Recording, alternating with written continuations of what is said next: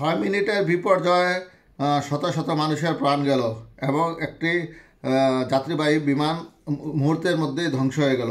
দক্ষিণ কোরিয়ার উড্ডয়ন খাতে সবচেয়ে ভয়াবহ দুর্ঘটনাটি মাত্র 6 মিনিটের মধ্যে ঘটেছে।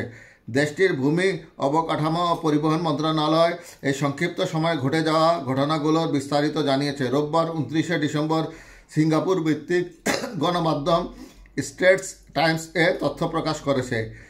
মুয়ান আন্তর্জাতিক বিমানবন্দরে 181 জন আরোহী নিয়ে বিধ্বস্ত হওয়া জেজু এয়ারের ফ্লাইট থেকে মাত্র 2 জন জীবিত উদ্ধার হয়েছেন। বাকি 179 জন আরোহীর মধ্যে সবাই নিহত হয়েছেন বলে সংশ্লিষ্ট কর্মকর্তারা নিশ্চিত করেছেন। ফায়ার সার্ভিসের তথ্য অনুযায়ী নিহতের সংখ্যা বেড়ে দাঁড়িয়েছে 174। 6 মিনিটের মধ্যে এই ঘটনাটি ঘটেছে।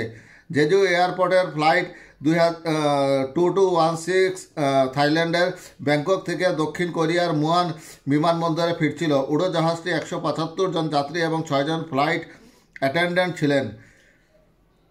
8:57 কন্ট্রোল টাওয়ার পাখির সঙ্গে ধাক্কা লাগার সতর্কতা জানায়।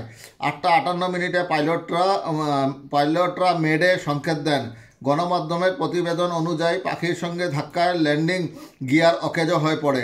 ভিডিও ফুটেজে দেখা গেছে উড়োজাহাজটি চাকা খোলা ছাড়াই অবতরণ করতে চেষ্টা করে।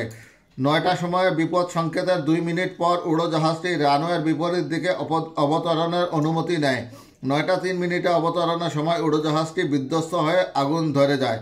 পাইলটদের অভিজ্ঞতা দুর্ঘটনার কারণ। বিধ্বস্ত উড়োজাহাজটি ছিল বোয়িং নির্মিত। এতে থাকা 2 পাইলটের যৌথভাবে 8 ঘন্টা 73 ঘন্টার ফ্লাইট পরিচালনার অভিজ্ঞতা ছিল।